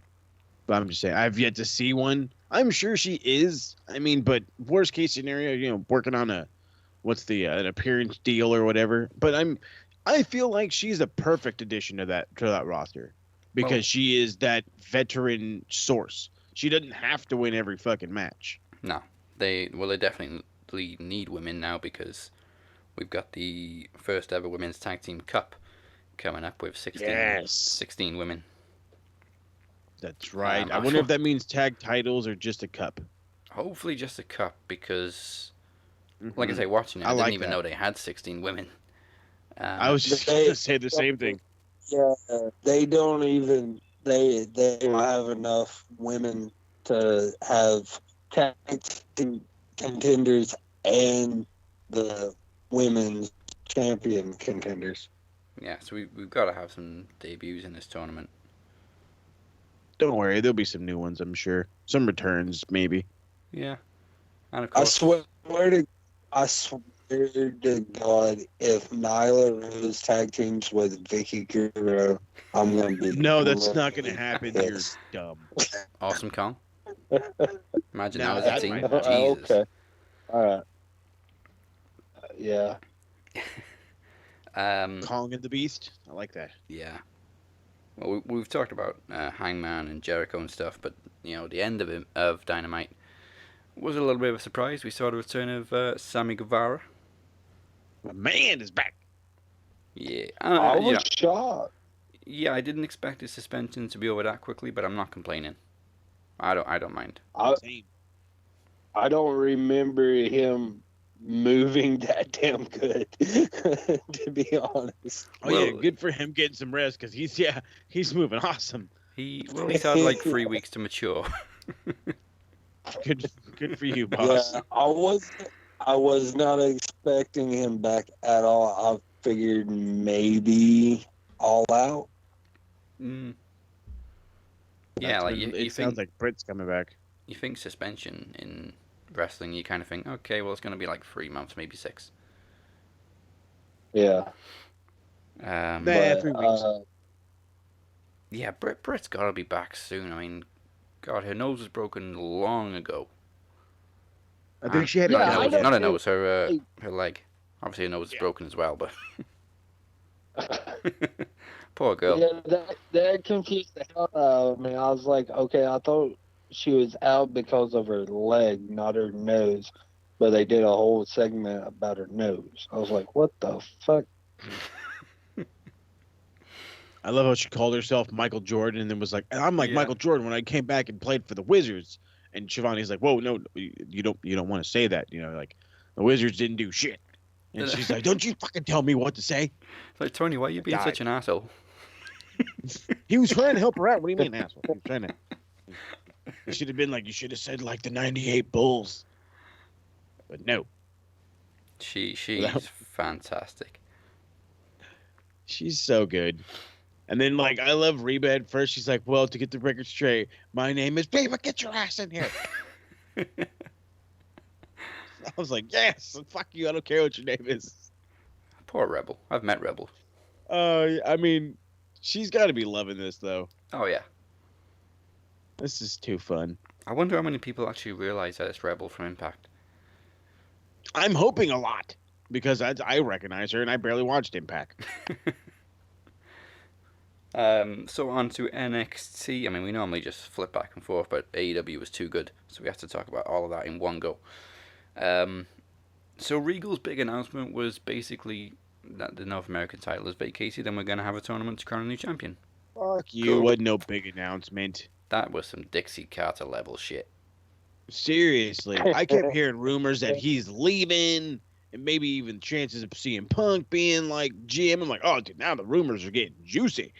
And it's fucking Keith Lee is vacating the North American title, and he's going to have a tournament. And I'm like, okay, I'm sick and tired of you just fucking popping up and telling me about a tournament. All right? We can't lose Regal, because then nobody's going to be, yell War Games when it comes to November. War Games!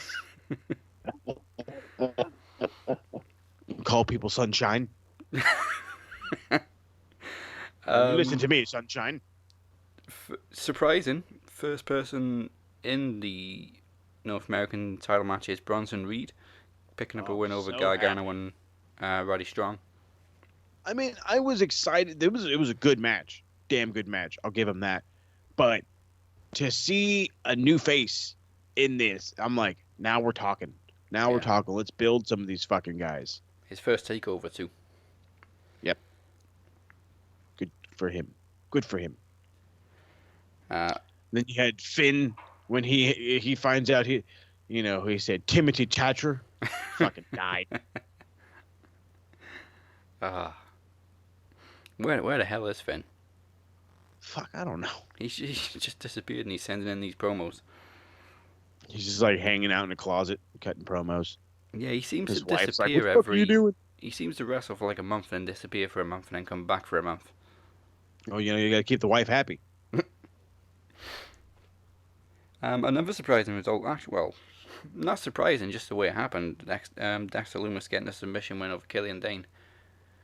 Is he going heel? I don't know how to place. I don't know Lumis. why I felt like he was going heel in this thing. I mean, he's a creepy stalker, so he's kind of got to be a heel. Yeah, but I mean, like, more so. Like, it got to the point where he got the choke. First off, the senton, I did not expect that out of his fucking repertoire, but hey, good for you. And then, like, he's doing his creepy stare off pose, and like the crowd goes from like, yeah, to what the fuck? And I'm like, is he a heel all of a sudden, or is everybody just like really that weirded out that he's not done staring at the fucking nothing? Yeah. Creepy little bastard. They straight off the creep farm. As we mentioned, Breezango were in action against the Walmart Young Bucks. Ever Rise. Ever Rise. I'm a Mountie. I love Breezango's entrances. I'm brave. I'm strong. I heard that music. I thought, what the fuck? So good. So good. That's a perfect gimmick. Just come out with like crazy, like cosplay entrances. Brilliant. Every week. Mountie. Every week. Yeah, always dude, something different too. Are they trying, like, this is like an obvious like gag at the Bucks, right? Ever Rise? Yeah, I mean they were literally carbon copies of the Young Bucks. Like the Walmart version. The Walmart Young Bucks. Exactly how you said it. The Walmart version of the Bucks. Keep taking those shots. And speaking of shots, Shotzi gets her win over Aaliyah, but doesn't really get time to celebrate apart from running over Robert Stone's ankle again with a tank. only to get jumped by Mercedes Martinez, who's now officially joined the Robert Stone brand. That bitch. He's finally got somebody decent. But yeah, that bitch attacked Shotzi. He's like, we did it! I did it! Yeah! Ow! Like, fuck, what the fuck? Oh yeah, and then my foot. This guy's. I love what I don't give a shit. Everything he does, I love. This fucking boot he had on looked like it's fucking 3 times the size it's supposed to be. Yeah, he's like, that's awesome. He was always entertaining, even as Robbie E. Like he's. So did they? So when she came out and joined with them, did they celebrate with White Claw? White Claw. White Claws and Whoppers? No. Well, it was a little bit later on. I was about to say he was in too much pain. Yeah. No, it was like a little backstage segment. Martinez walks back there and she tells him like, I need somebody to deal with all the bullshit that I don't want to deal with, And he's like, you know what? I'm your man. And he fucking yells at Aaliyah, help me up, damn it. And so she helps him up and she's all, welcome to the Robert Stone brand. And that's when like it was just, she's like, yeah, what the fuck ever. And like walks away. And he's like, we did it. She basically made it clear you can do all the paperwork and stuff, but that's it. Don't get involved in the matches or anything. She's gonna hurt people in the ring, as she says. And then main event, another submission win. Cross. Well, yeah. Well, they say it was ref stoppage, but it was clearly a choke out. Cross chokes out Dijakovic in front of Keith Lee. Mm-hmm. Keith Lee sold it. First off, good match between the two. I was loving the jabs on social media by Scarlett calling Dominik Dijakovic a refrigerator. And that picture of the refrigerator, I fucking died. Because it looks just like him. It's not even funny. And then they go out there. They have a really good match. Like, Cross gives Dominik a decent amount of stuff. Made Dominik look strong. Keith Lee comes out because his buddy's getting wrecked. Which, well, look at fucking Killer Cross. You should have known that. And then we get the, no, don't help me. And I'm like, first off, you motherfucker, you could use the help, okay? Don't be telling nobody no. And then he just got fucking choked the hell out. And it's like, okay, well, we're obviously building towards Cross and Lee. Yeah. And I'm like, I'm thinking it's a little early now. I'm starting to think it's a little early, but I don't know when the next takeover is supposed to be. SummerSlam weekend. So when's that? Like in the next 3 weeks? 3-4 weeks, yeah. So then maybe they could build it right then. I was worried we had like 2 weeks. Like, fuck. I mean, even that though, it is still early, but at the same time, that's kind of a positive thing because it shows how much they're invested in Cross. But then, because like you just brought that up perfectly, they're crazy invested in it. The guy has a rock star entrance. He has the over the top everything. Is it already his time? I mean, Impact dropped the ball on him. Let's be honest. I know. Impact dropped the ball on a lot of people, I'm sure. but I mean, like, you just crowned Keith Lee your double champ. He comes out the following week, vacates it, or the 2 weeks later vacates one of the titles, and then 4 weeks from then ends up losing all of them. Well, this has kind of always been NXT's problem. They sign all these big stars, and then they got too many, and they want to give all of them pushes. Yeah. I mean, I'm saying all this because, like, I feel the inevitable is coming that Lee is going up. Yeah, but I mean, because there's nothing more for him. It's got to that point where they've got that much talent to push. They've got nothing for Tommaso Ciampa to do. That hurts me. That really does. Like, to hear that this dude's sitting at home because he got told the thing that I don't think anybody ever wants to hear is, we don't have nothing for you. I'm like, how in the fuck do you not have anything for Tommaso Ciampa? Like, I understand you didn't have shit for Tito Sabatelli. I can understand you didn't have shit for Riddick Moss, but for fucking Tommaso Ciampa, you don't have nothing. You don't got a guy you can have him work with and elevate. You act like he can't take a loss. Baffles me. Nuts. God damn it, Alex. Didn't hear a damn thing you said, hombre. I think that was a shit. I think there was. Yep, I caught that part of it. Oh, did you like the Timothy Thatcher? Hold on. This guy said something. Go ahead, try it. Nope. Tommaso and Cameron Grimes. Yes. Thank you. Another guy to help build Cameron Grimes. That he's not already awesome as it is. Grimes is just getting beaten up by everybody. That's fine. Keep cutting them promos. I don't give a shit. He's awesome.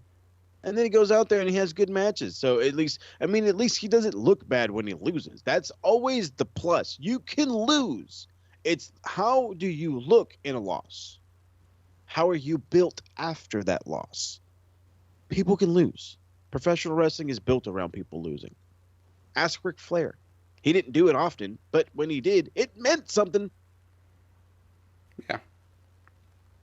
But Timothy Thatcher and Oney Lorcan, did you like that? Did you like the second one more than the first one? Yeah, I mean, you kind of know what you're going to get with Thatcher. Timothy Thatcher. I just love it. Oh, yeah, Timothy Thatcher. I just love him. I think the whole thing was awesome. It was like a half a jiu-jitsu fight, the other half of them just beating the shit out of each other. Yeah, I definitely think Thatcher's specialty match should be the fight pit. I think it's going to be. I think they're going to take this one into the fight pit now, because why else would you have two of them and have one was like he won, I think, decisively. Yeah. And then now this one he got like a fluke win because he had the bar locked in and this happened. So you know he's going to be like, nope, it's a submission only. And so they're going to have to do the fucking fight pit. Yeah, probably a takeover because we know Thatcher's going to be in the triple threat match next week. Yeah, triple threat. The triple threat match with Timothy Thatcher. See, it's fucking Finn right there. Like that's Finn. God damn. Twice. Okay, twice. Guy kills me. And that's we've talked about a lot this week. Impact provided us a lot to talk about. That's what happens when you can actually open up your eyes to something that's on television normally. Yeah. Get out the bubble, people.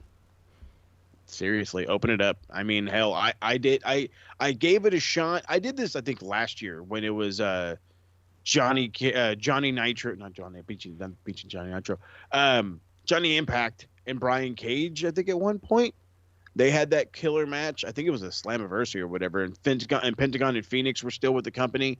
I remember watching that and then trying to get into it afterwards, and it just didn't work out. However, this one did. I don't know why. Maybe it was just the excitement of who's going to show up. But, I mean, Impact it's definitely not a bad watch. I'll say that. You can spend worse things on doing on your Tuesdays. Yeah, they've definitely got a second wind. Damn sure. Only took a couple of years, you know. Oh, yeah, a couple. Sure. Let's go with that. I mean, Christ, look at WWE.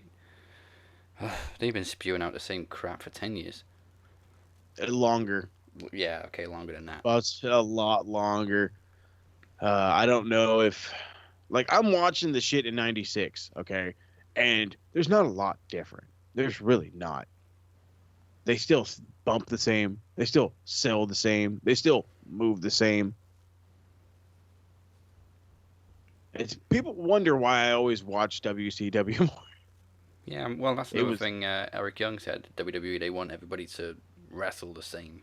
Just have, like, a certain couple of moves. Specialty. Yep. Everything you do is the same, but these 4 or 5 moves make you different. And it's like, if that's how this is going to be, nobody's going to get over. Mm-hmm. And it shows. Well, ladies and gentlemen, Promo Slam 2020 is 1 month away, and it's stacked like Dwayne Johnson's pancakes. Oh, yeah. We have 2 promo exhibitions and all 3 titles on the line, including the Phoenix defending the Knowledge Championship in a triple threat match against Kenny Killer and Moses Marquez. Triple threat. A triple threat match. It's actually the first time ever that all 3 people involved in the match have held the title before. Oh, like it. And let's not forget, Mike Larkin is still carrying that dreaded Iron Bank briefcase that he can cash in at any time. We'll see. We'll see. The King of the Mic final is in 2 weeks' time, and the winner will go on to challenge the Demoness for the promo championship. She's deadly, she's evil, and she has only 1 lifetime loss. Lord have mercy on your souls. Good fucking luck. Come prepared, and I hope you're not afraid of the dark. Yourself included. Hey, I took her on once. I don't want to say I know some weaknesses, but I definitely know where I went wrong. So. Well, in the first of 2 exhibitions, Brittany Savage goes head-to-head with Rob Chef. Brittany's undefeated. Rob is just coming off his own battle with the Demoness, so it's certainly an interesting dynamic to see those 2. And of course, Travis the Walker Anderson steps into the shadows to face the Shape. First time ever. When there's nothing on the line, it's always a chance to shine. Hope you bring that chair that got smashed in your head to block the hammer. But don't forget, of course, the pre-launch show is on Monday the 17th as the head promo judges Mike Larkin and Daniel Crimmins do battle in another promo exhibition. And I'm sure I don't need to tell you that the Predictions Championship will also be on the line twice for TakeOver 30 and SummerSlam. For more information, as always. And now we might get fucking hacked again. Okay. No, we're good. Well, let's ring the bell. You sound normal now. For more information, go to maxwrestlinguk.weebly.com. And the bell is rung. It's time for us to bid you adieu. So before we go, remember to like and follow Max Wrestling on Facebook, Twitter, YouTube, and Instagram. We're also on SoundCloud, Spotify, Apple Podcasts, Google Play, iHeartRadio, and Castbox. And if that wasn't enough, you can also find us every week on Wrestling with Wrestling, thanks to Andre Corbeil. You can find me at TheCaptain512. You can find Travis at Walker_TA92. And Twitch no longer makes your dick itch. It's one of the places you can find El Jefe. That's right. SMR Podnet on Twitch for those who are down to watch some old school gameplay, retro gameplay as we're calling it. Mainly N64 stuff. Went live, I want to say last week. Used Sting, the classic 90s Sting, if you will, to win the U.S. Heavyweight Championship. That was a lot of fun. I had no idea that I forgot all about this game. You had to actually beat stuff to unlock more stuff. So I have to beat the Cruiserweight title to get the TV title, because that's the one everybody wants. So maybe tomorrow, probably Friday, I will do the Cruiserweight title. I will make sure to post all for that so people can check that one out. But, of course, make sure to follow on Facebook, Twitter, and Instagram, also SMR Podnet. You can find everything that we put up on those links. And then Retro Rewind's coming back with a vengeance. One episode came out in the middle of a Friday. People were like, what the hell? It's I got tired of it just sitting in my saved cloud, so it's out. Another one will drop regular day Monday. All that fun stuff. Hog Wild August the 10th, and then we're going to get a special double episode that week. So 2 pay-per-views, mind you. August the 10th, you're going to get WCW's Hog Wild, and then something brand new that I'm going to start mainly because this one person came out of nowhere. I got hit up by a Max Wrestling fan hoping for some more retro. He requested I go out of my way and watch, I believe it was the Battle Royal at Albert Hall or something like that. So I'm going to check that one out and give a review. And if there's another pay-per-view that I can find on the WWF network or WWE network, that you want me to review, SMR Podnet, Facebook, Twitter, Instagram, or smartmarkradio619@gmail.com. Let me know. I'll get you booked. We'll make it happen. Capping, exactly. Oh, and then lastly, because I totally spaced, Harold Joseph Hunter III and probably his wife. So maybe the whole Too Sweet clique is going to join me for that Hog Wild review. Nice. So it won't be solo. And speaking of doubles, next week is King of the Mic double, featuring both semi-finals. As we said, Cypher takes on Ted P. De Niro, and Ronald Hill will... Oh, wait a minute. No, he won't. No, he won't. No, he won't. That was my... That was part of my... We'll take on. Anyway, Moses will be taking on this week's winner, which will be revealed on Monday. And 1 week from Monday, August 3rd, Post to Post returns as we discuss the tournament and get ready for the final. Now, every week we leave you with a bang. This week we're leaving you with a different bang. Here is a very personal update from one Crazy Eyes, Robert Davis. We wish you all the best, brother, and we will see you all next week.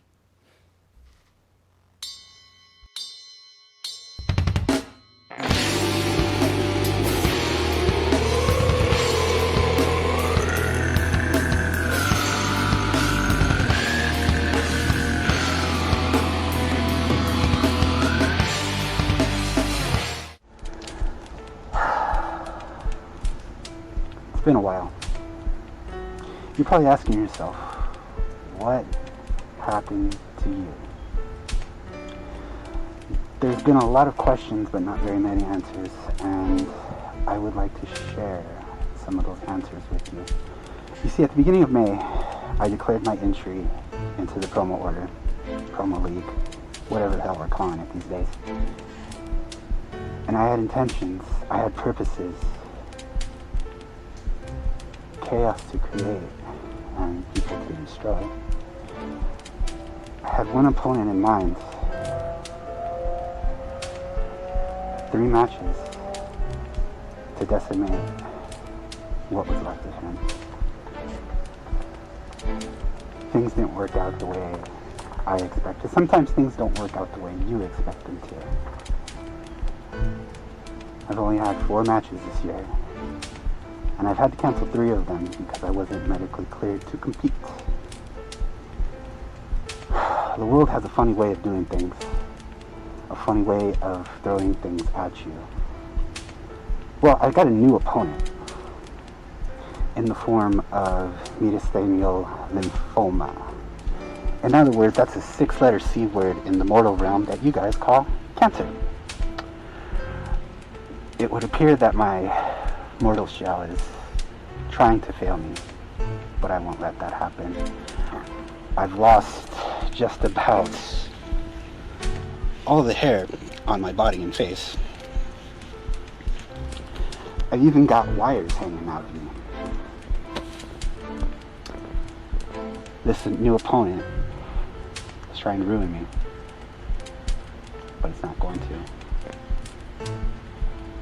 It's not going to do what it intends to, because I've got a purpose. I've got a mission. I've got chaos to control. I've got chaos to create. So I will be going back into the shadow realm. I will be healing. I will be reconstructing.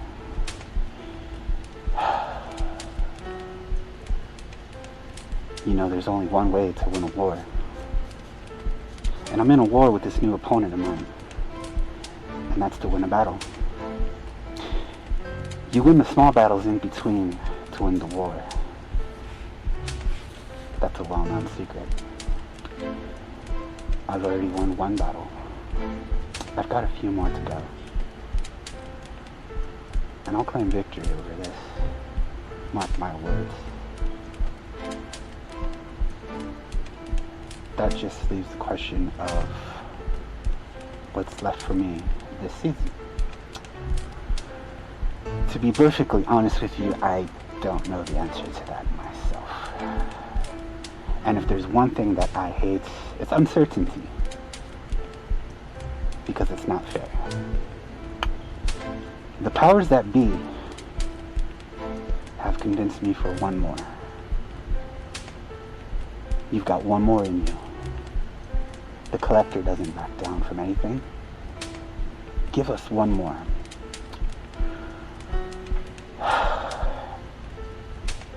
So I have one more. I will have probably one more match in the next few months. When and who that'll be against, I don't know. You may even see me pop up here and there somewhere. In other people's promos, perhaps. Who knows? All I know is this. I'll be in the shadows. I'll be watching. I'll be waiting. And when the time comes, I will be back. And the path to destruction will just be of astronomical proportions. Because in the end, everybody dies, and no one remains. Black hearts now reign.